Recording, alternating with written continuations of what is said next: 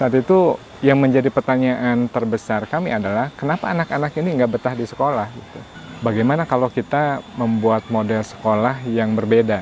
Nah, kesenangan itu erat kaitannya dengan passion nggak sih sebenarnya? Ya, karena passion itu nothing. Di sekolah alam ini saya gitu ya, merasa bahwa ini adalah ruang terbaik bagi saya untuk bereksperimentasi. Musuh terbesar kita selalu adalah ego. Undernote, the unseen, unspoken. Pak Agus! Ya, Fan. Hari ini kita janjian, tapi nggak janjian sebenarnya Oh, ya, iya. tapi kita vibes-nya sama kota-kota keren. Ya, Pak Agus apa kabar?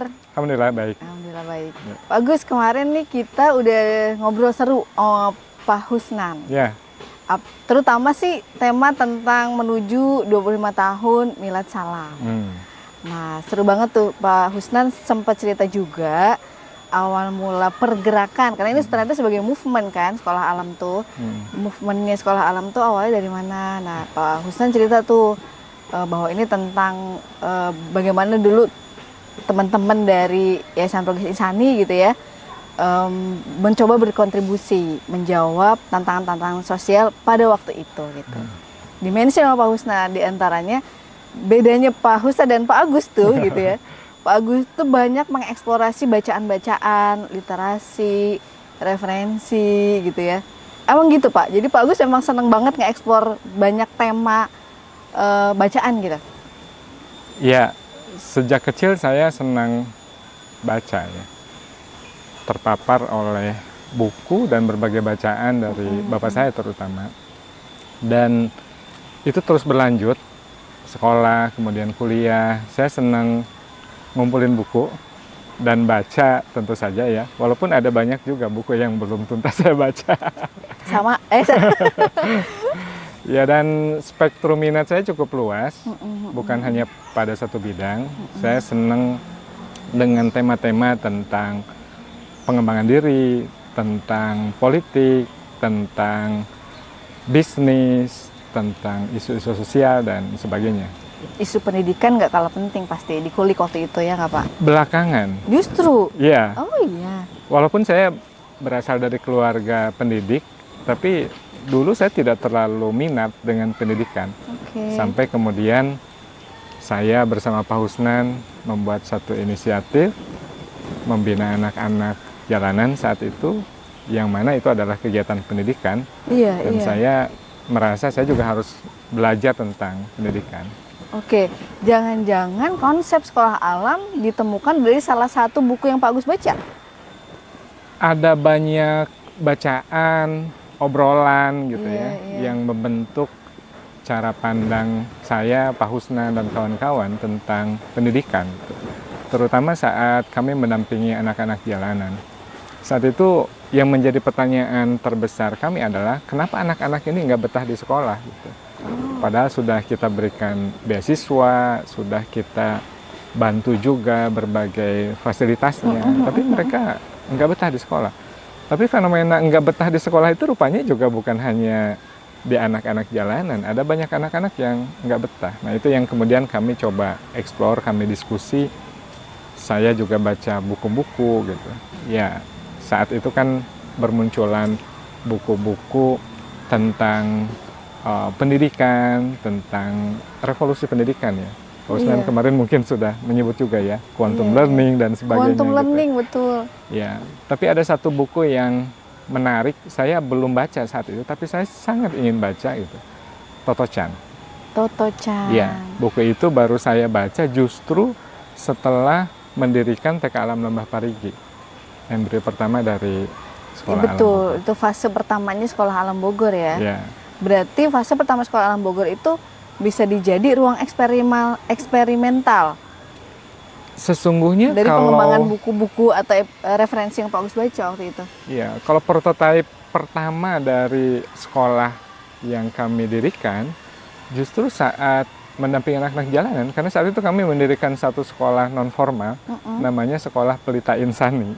Oh iya. Ya, itu sekolah yang kami dirikan untuk anak-anak jalanan yang tujuannya untuk membuat mereka kembali senang belajar. Nah, di sana sebenarnya diskusi-diskusi kami tentang pendidikan, eksplorasi kami tentang berbagai referensi, ketemu dengan berbagai tokoh gitu ya, dan mengerucut pada satu gagasan bagaimana kalau kita membuat model sekolah yang berbeda, yang membuat anak-anak lebih happy belajar di satu sisi, tapi di sisi lain juga mereka mendapatkan bekal hidup. Itu yang kemudian kita wujudkan melalui sekolah alam. Oke. Nah, kesenangan itu erat kaitannya dengan passion nggak sih sebenarnya? Bahwa seseorang itu passionate kan gitu ya? Ya. Melakukan sesuatu, di antaranya juga belajar. Apa itu juga yang mau dibuka ke teman-teman kecil kita gitu di sekolah alam tentang passion? Passion itu menurut ahli ya, menurut expert adalah tentang what you love, apa yang kita senangi di satu sisi. Tapi kalau itu kita tekuni terus, kita juga akan sampai pada satu titik di mana kita merasa mampu, merasa bisa. Kombinasi antara kita menyenangi sesuatu dan kita juga merasa mampu, merasa berdaya, itu adalah passion. Gitu. Iya.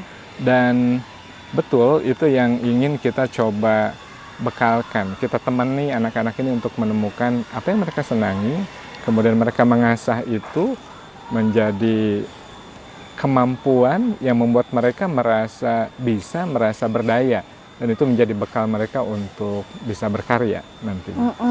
Berarti kesenangan, interest gitu ya, peminatan gitu ya bahasanya kalau kita sering sebut, kemudian upskill, mengembangkan skill, menajamkan juga knowledge, itu berharap ujungnya bisa menghasilkan karya.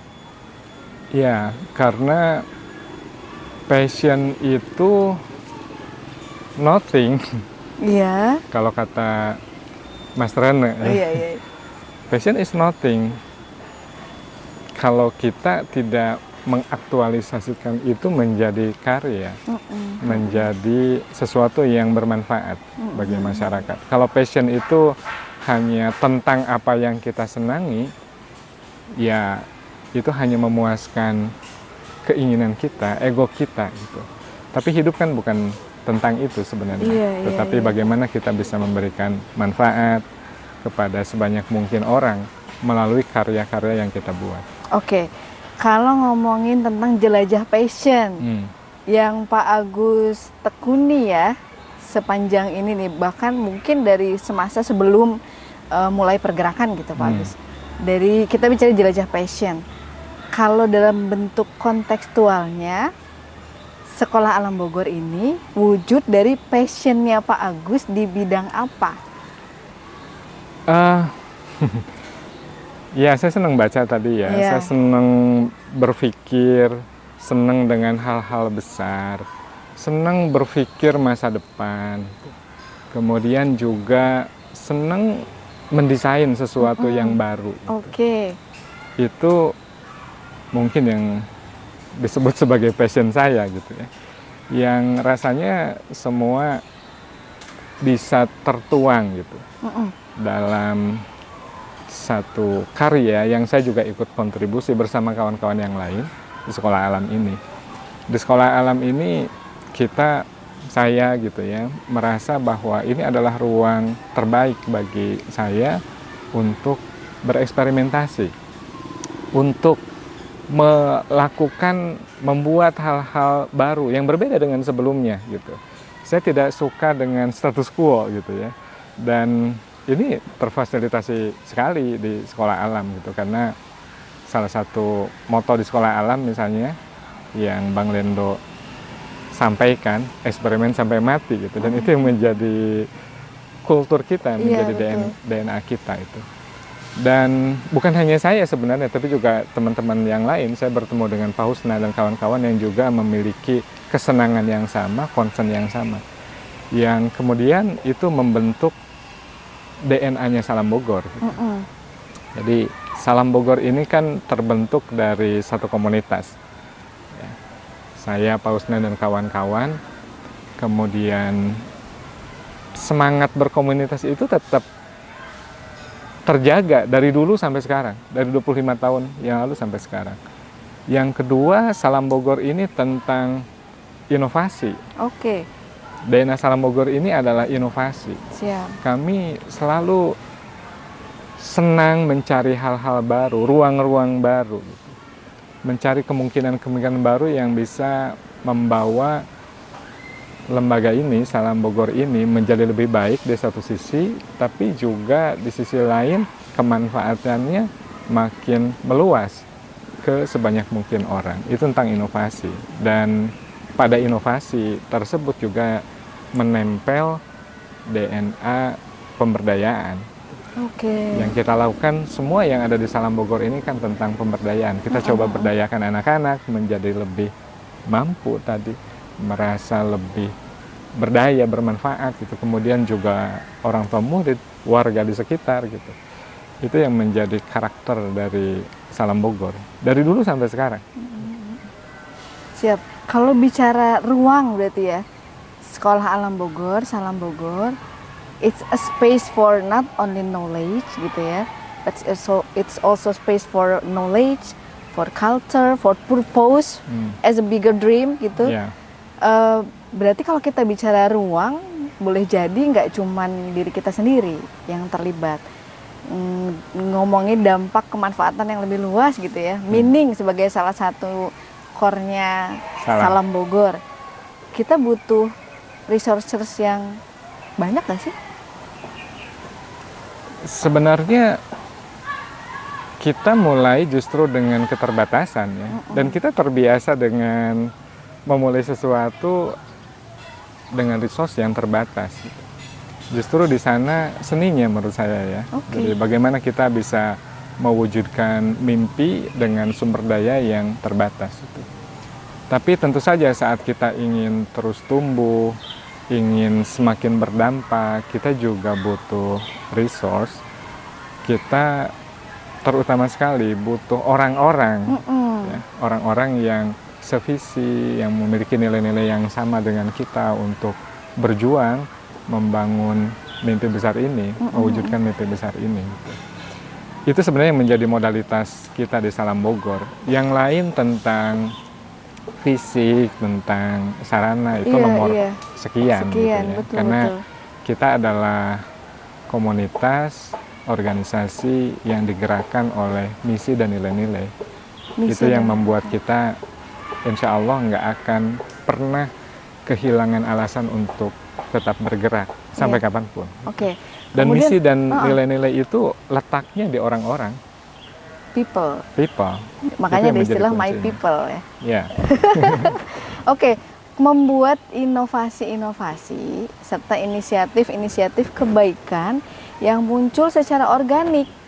Itu yang beda mungkin ya, sekolah alam dengan tempat lain gitu. Iya. Gimana Pak?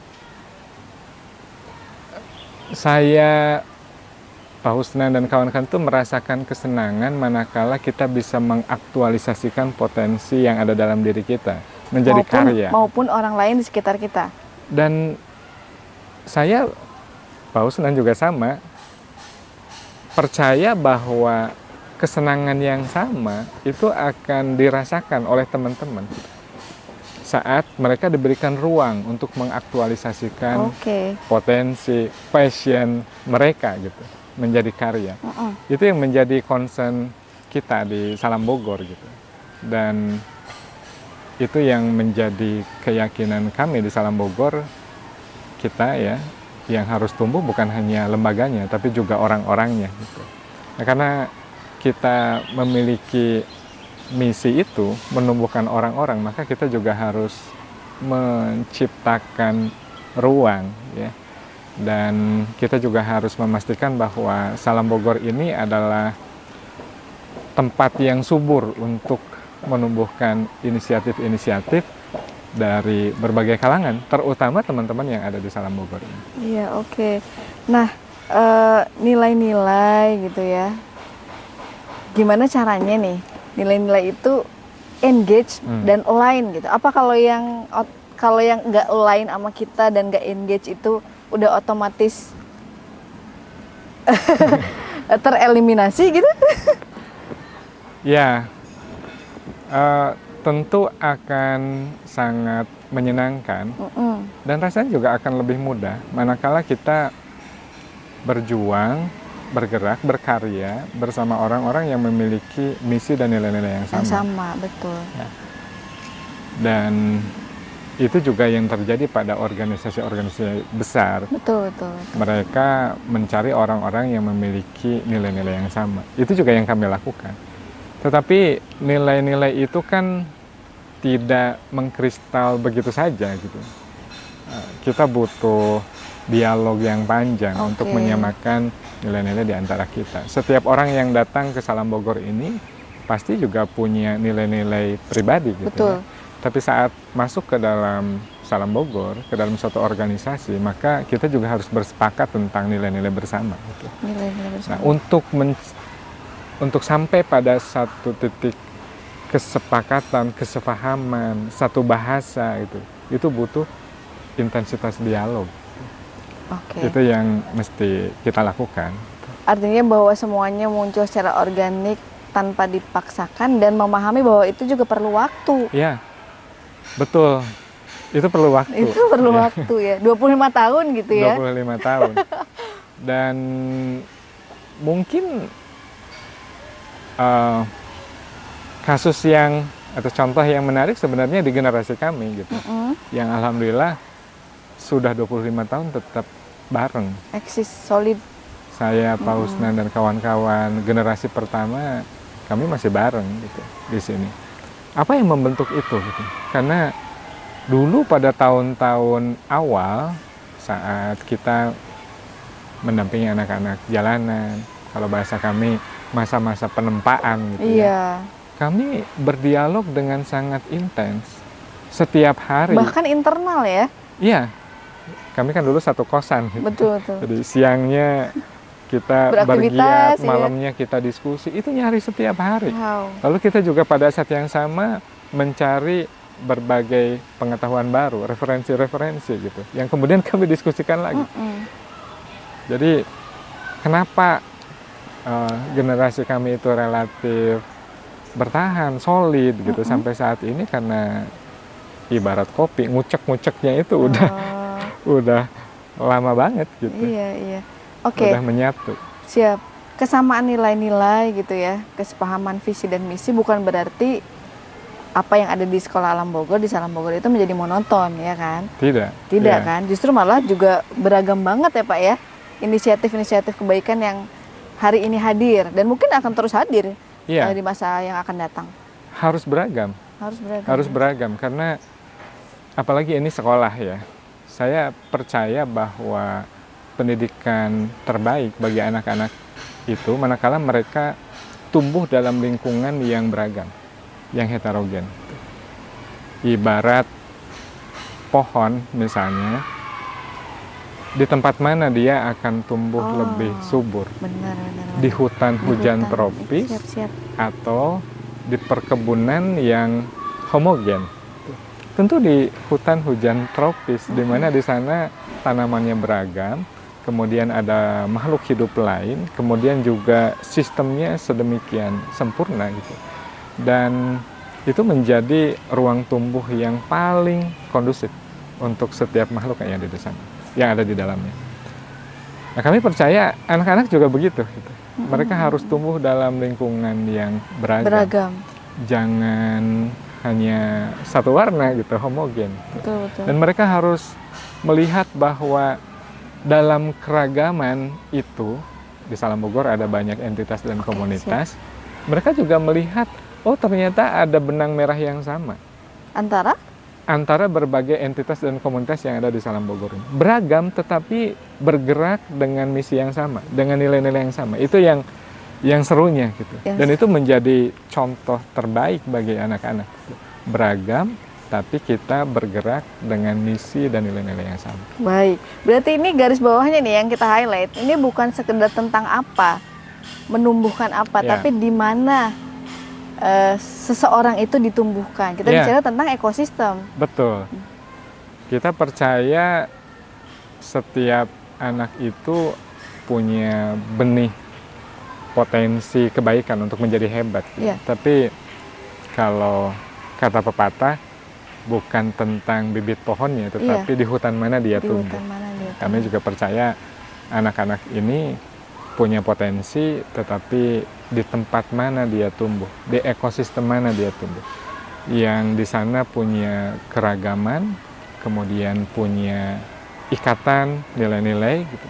Mereka mendapatkan energi yang nggak nampak sebenarnya gitu. Manakala di Salam Bogor ini banyak kebaikan-kebaikan yang dilakukan oleh berbagai orang, berbagai entitas dan komunitas, itu akan nyampe juga kepada anak-anak secara langsung maupun tidak langsung. Baik, nah ini jadi tantangan tersendiri nggak sih? Ketika kita bicara tentang banyak kepala, banyak ide, banyak gagasan, dengan keragaman mindset, tantangan terbesarnya apa Pak? Menumbuhkan sebuah ekosistem. Musuh terbesar kita selalu adalah ego. Ego. Jadi musuh terbesar dalam membangun ekosistem adalah ego. Ya, itu musuh terbesar kita. Ego versus ego. Ya. Undernote, the unseen, unspoken.